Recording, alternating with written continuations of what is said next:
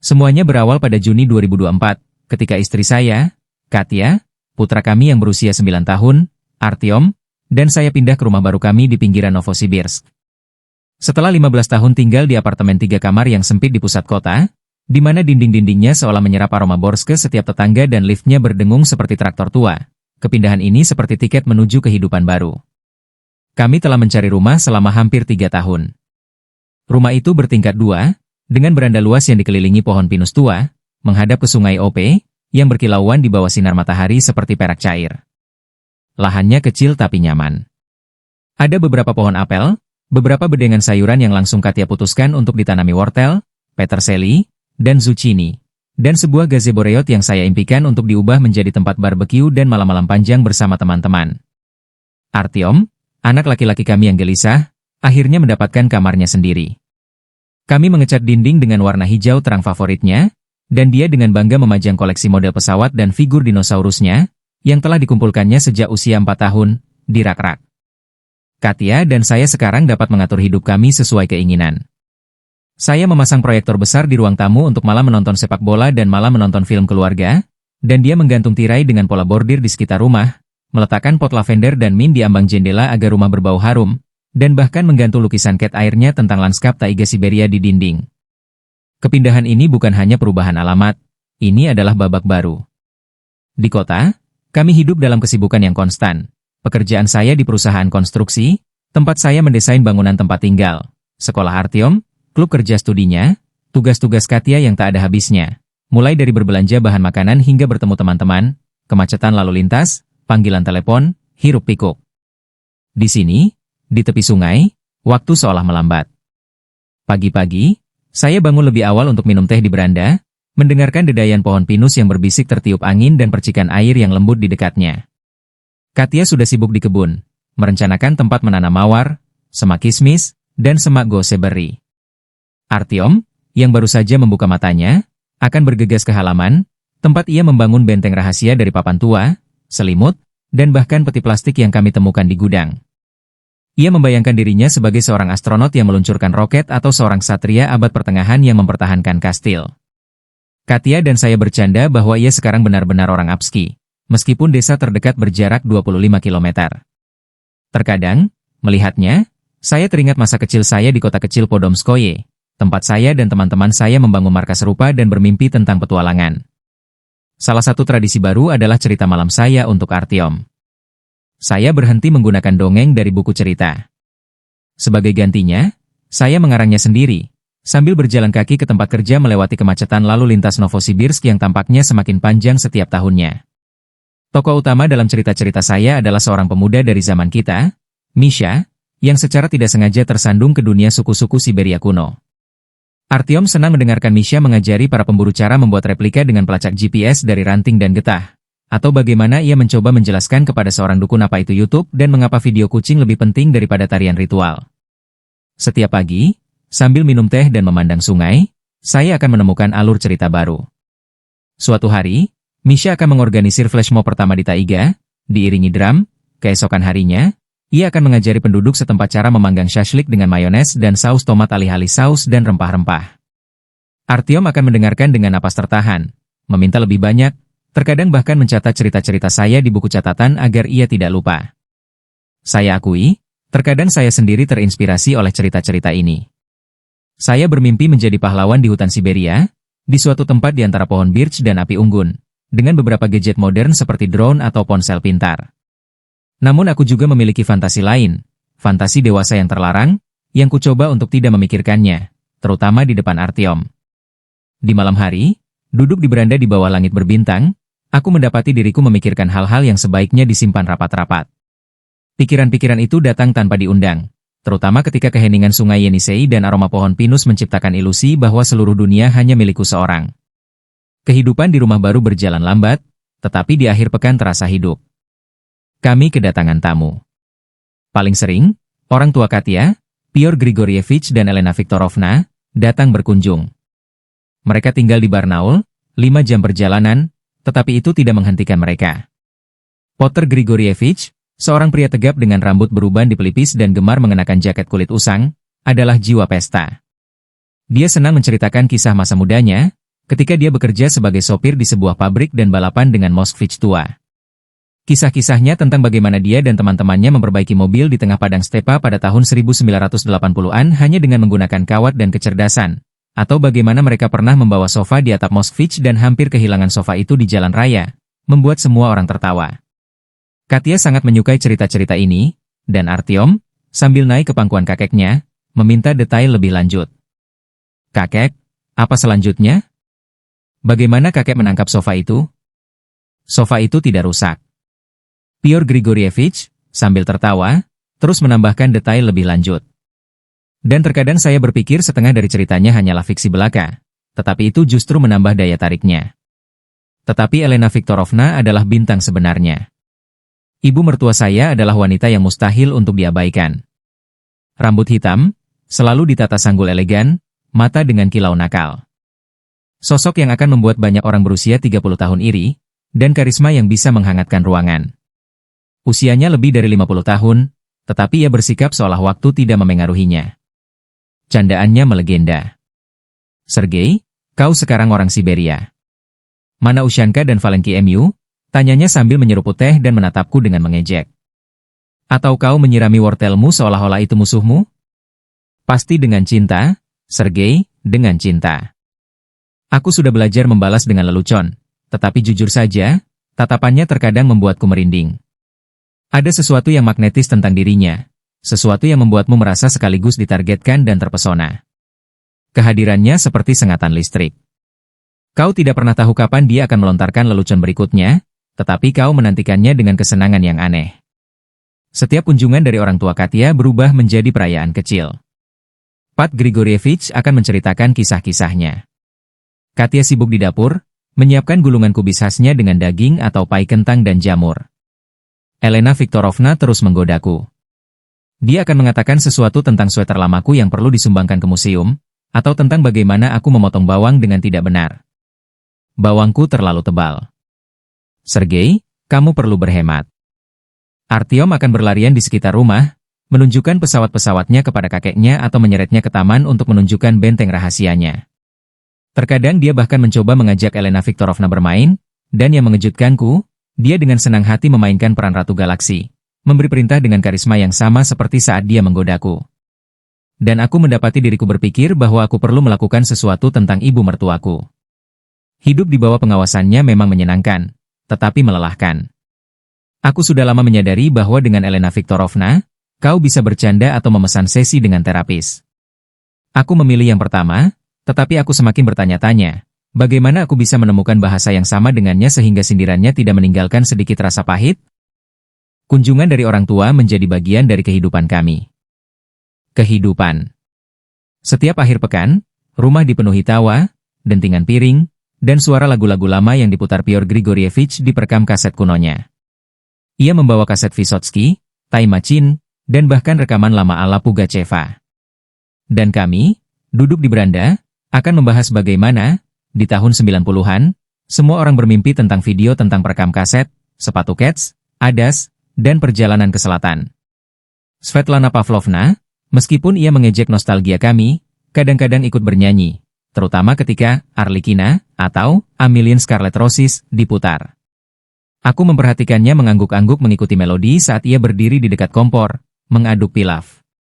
Dan di saat-saat ini, ia tampak kurang seperti ibu mertua yang tangguh dan lebih seperti seorang wanita yang mungkin pernah berdansa mengikuti lagu-lagu ini di diskotek, tertawa di pesta, dan mungkin memimpikan sesuatu yang lebih dari kehidupan di Barnaul. Sindirannya tak pernah berhenti.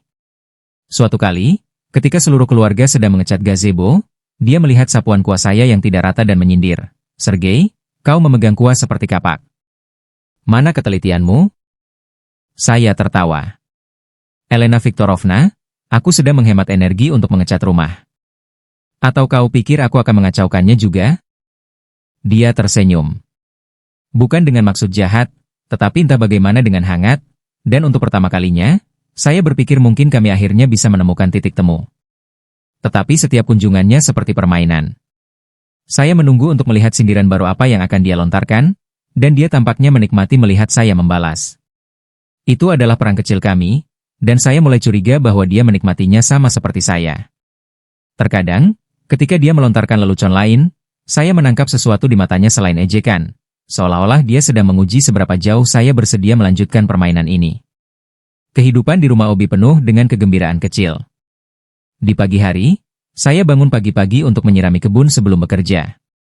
Katia akan memasak sarapan, pankek dengan madu, atau telur orak-arik dengan tomat hasil kebunnya sendiri yang dengan bangga ia tanam.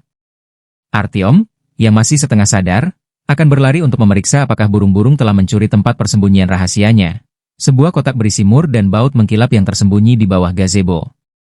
Katia dan saya akan bercanda bahwa dia akan segera mulai menulis memoir tentang petualangannya.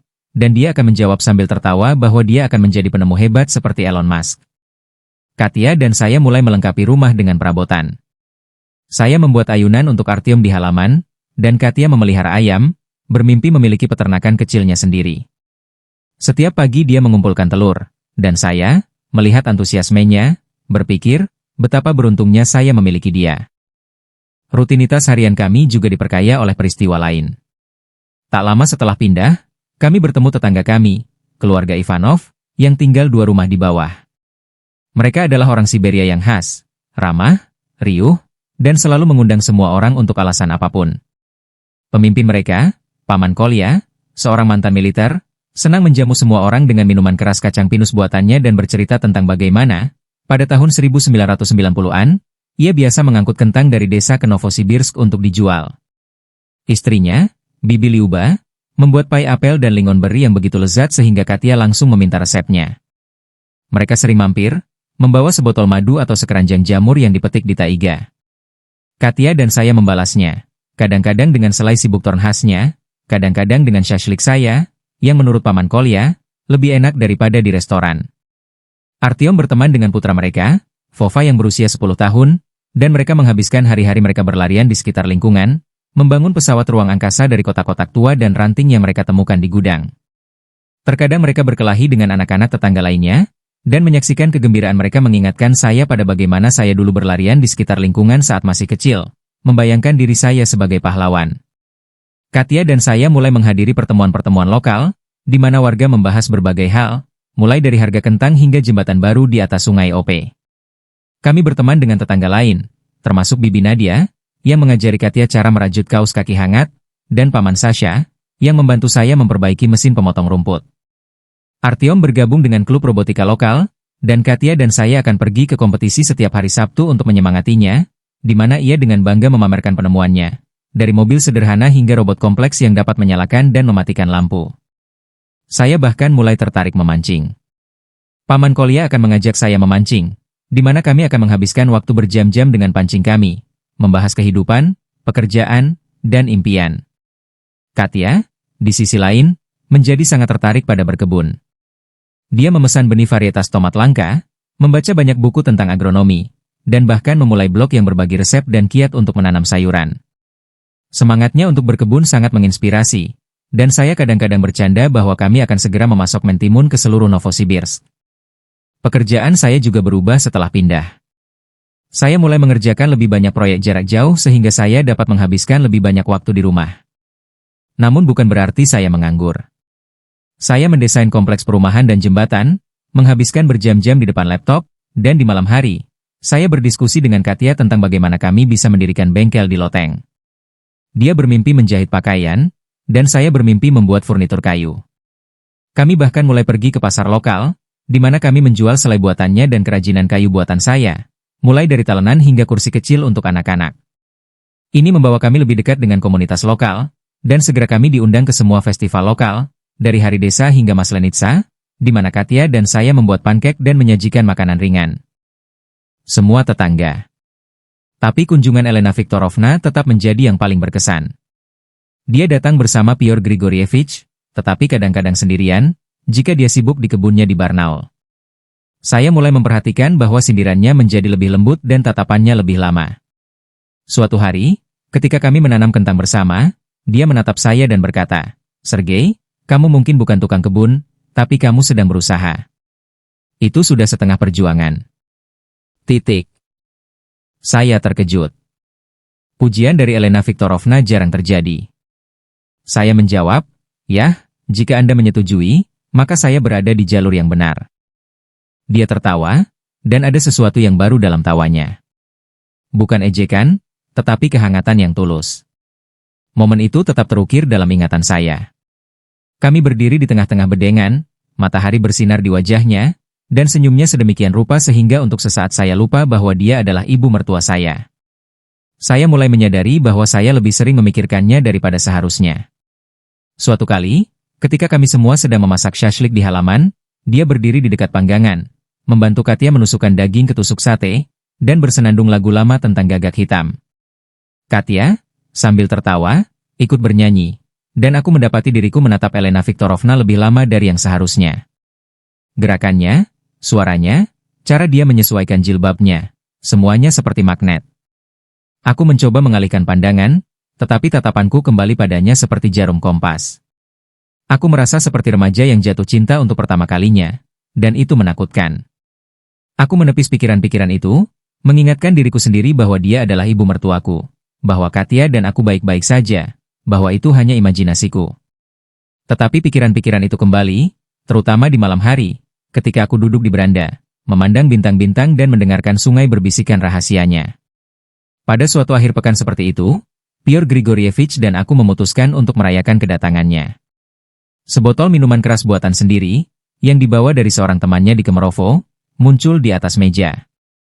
Ini bukan vodka murahan, Sergei adalah jiwa Altai, ujarnya dengan bangga sambil menuangkan minuman ke gelas. Elena Viktorovna duduk di seberangnya, menyesap anggur dan melemparkan jepit rambut khasnya. Nah, Zitek, kau sekarang seorang ob, di mana rompi dan akordeonmu? Dia terkekeh, matanya berbinar di bawah cahaya lilin.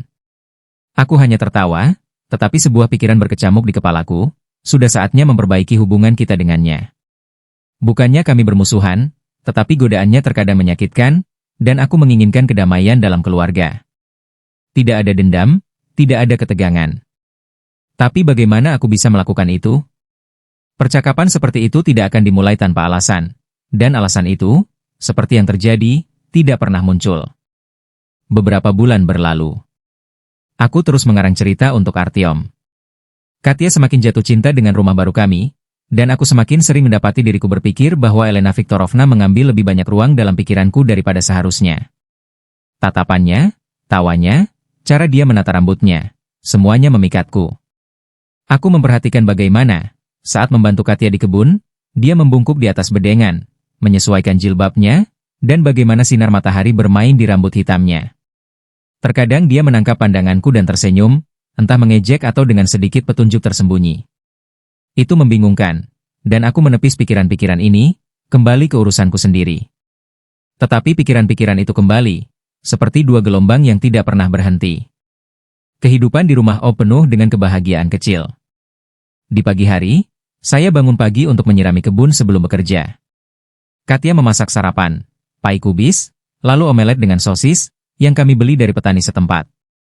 Artyom, yang masih setengah sadar, berlari untuk memeriksa apakah burung-burung telah mencuri harta karun rahasianya, sekotak kacang mengkilap yang tersembunyi di bawah gazebo. Tetangga keluarga Ivanov hampir menjadi keluarga sendiri. Paman Kolya membantu saya memperbaiki pagar, dan Bibi Liuba mengajari Katia cara membuat roti herbal. Katia dan saya bahkan mulai berpartisipasi dalam festival lokal. Kami membuat panekuk untuk Maslenitsa, dan pada hari desa kami mengadakan kompetisi syashlik, di mana resep saya selalu memenangkan hadiah. Katia dan saya memimpikan masa depan.